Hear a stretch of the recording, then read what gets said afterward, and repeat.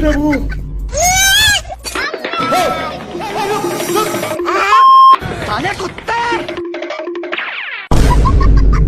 तोता बिना टिकट का सवारी कर रहा था, इसलिए साढ़ तोता शेर के मुंह में जा चुका था। मैंने कुछ नहीं किया और झूठ बोलकर जाने लगता है, लेकिन तभी इसको ताजा ताजा हिरण दिख जाता है। अब हिरण को थोड़ा थोड़ा शक होने लगता है, लेकिन शेर पटाने के लिए धीमे धीमे आ रहा था। पर तभी हिरण भागने लगता है।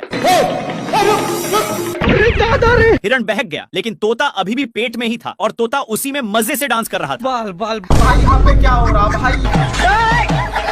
शेर को कुछ समझ में आए कि तभी बाप रे खत्म। लेकिन शेर को साढ़ पर शक होता है और इसके पास जाकर एक झापड़ धरा दिया और अपना डोले सोले दिखाने लगता है। शेर उठकर देखता है, तब जाकर समझ में आता है। तब तक तो गया बेटे। बंदर शेर को पटकने के लिए जबरदस्ती खींचकर नानता है, लेकिन शेर को पिटाने का मन नहीं था। लेकिन फिर भी बंदर भाई यहाँ पे क्या हो रहा भाई? स्वागत तो करो हमारा। नहीं बाप रे मम्मी रे। लेकिन तभी मिस्टेक से जिराफ का सिस्टम शेर के हाथ में हो जाता है। बात लेकिन शेर न्यू था, इसलिए इसको हैंडल नहीं करने आता। पर थोड़ा दूर एक खाई था।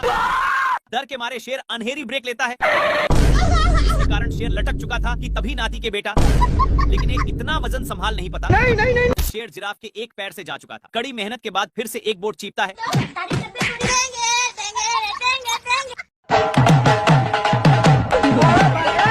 सुअर अपने माल से बहुत सारे कीड़े पटा लिया है, इसलिए ये अपने पिछवाड़ा खजुलाने के चक्कर में शेर के पास बहुत गया। भारी मिस्टेक हो गया सर। शेर को भी बहुत खुजूली होने लगता है, जिससे साला मुझे चूना लगा रहा था। इसको दौड़ते दौड़ते एक बड़े रेगिस्तान में नान देता है। पर एक गर्दा उड़ाते जा रहा था, जिससे शेर को खांसी होने लगता है। तभी इसको कुछ खुजलाने की महसूस होता है, फिर जाकर देखता। तब तक एक काम बनाकर जा रहा था, लेकिन शेर को मौका मिलता। अब शेर को भी खुजली होने लगा था, इसलिए जैसे ही एक खुजलाता है तो वैसे शेर को भी बहुत खुजली होने लगी। पर ये सब देखकर सुअर को रहा नहीं जाता और इसके पास आकर शेर का हाथ पटाने लगा। एक सेकंड।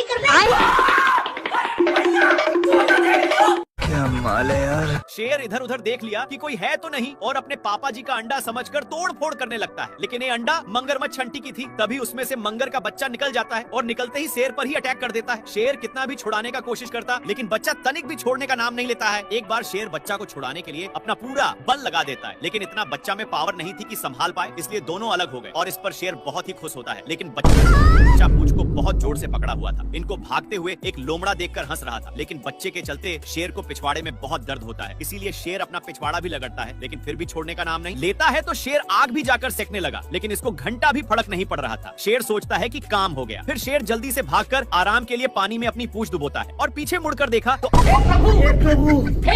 अभी भी साला नहीं छोड़ा था। लेकिन इसको देखकर इसकी माँ का।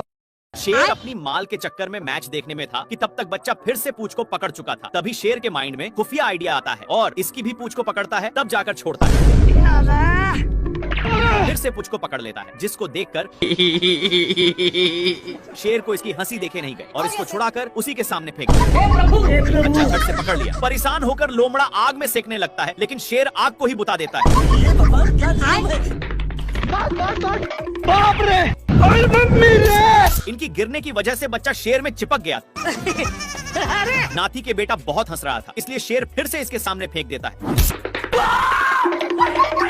जिससे एक बच्चा दोनों को दौड़ाकर एक पेड़ के ऊपर चढ़ा देता है। पर डाल उतना वजन संभाल नहीं पाता और मगरमच्छ के अंडे पर गिर गए, जिसके चलते सारे बच्चे बाहर निकल जाते हैं। तेरा क्या होगा कालिया। ए इधर उधर घूर कर देखा तो हिरण था। साले को छोड़ूंगा नहीं। शेर कितना भी पकड़ने का कोशिश करता, लेकिन फिर भी पकड़ नहीं पाता। और मैं आसमान की ऊंचाइयों में। बाप रे साला शेर को इतना गुस्सा आया, लेकिन ये कर भी क्या सकता। क्या कर सकता हूँ? क्या माल है यार। थोड़ा देर के बाद शेर एक डाल पर बैठ चुका था, जिसके नीचे से हिरण लंबी लंबी छलांगे लगा रही थी। साला शेर वहीं से फायदा कमाना चाहता था, लेकिन तभी ये पकड़ लिया। पर हिरण इसको एक रस्सी में फंसाकर छोड़ देता है। लेकिन इतना कुछ होने के बावजूद भी शेर सुधरता नहीं और आ जाता है अपनी भैंस की टांग लेकर।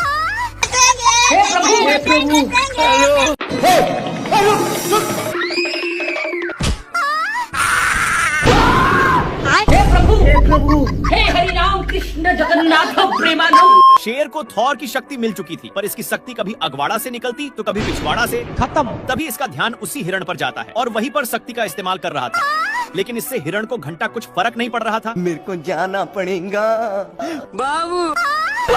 खत्म। हिरण इसको देखकर साइड में सो जाता है। थोड़ा देर के बाद शेर छूट जाता है और उसका लेग पीस बनाने के लिए दूसरे पोजीशन पर जाकर देखता है तो वहाँ पर 2 कौवे थे जो यूपीएससी की तैयारी में लगे थे। खैर शेर इन दोनों पर अपना टाइम बर्बाद नहीं करना चाहता और लकड़ी को ही अपनी वाली दूरबीन बना लिया और हिरण पर फिक्स करके क्या माल है यार। पर यहाँ पर भी बहक जाता है। गली गली तेरी लाज जली। थोड़ा देर के बाद शेर हिरण को करेक्ट निशाना पर लेकर अपना स्टाइल मारता है।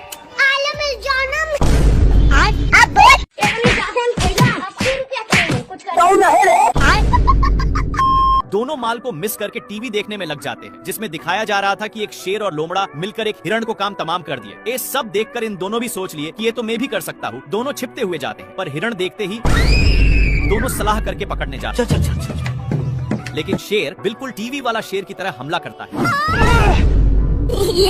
माल बहक चुका था, इसलिए फिर से टीवी देखने आ जाते हैं, लेकिन थोड़ा सा बगल में हिरण साठ चाचा का नींद तोड़ दिया, इसलिए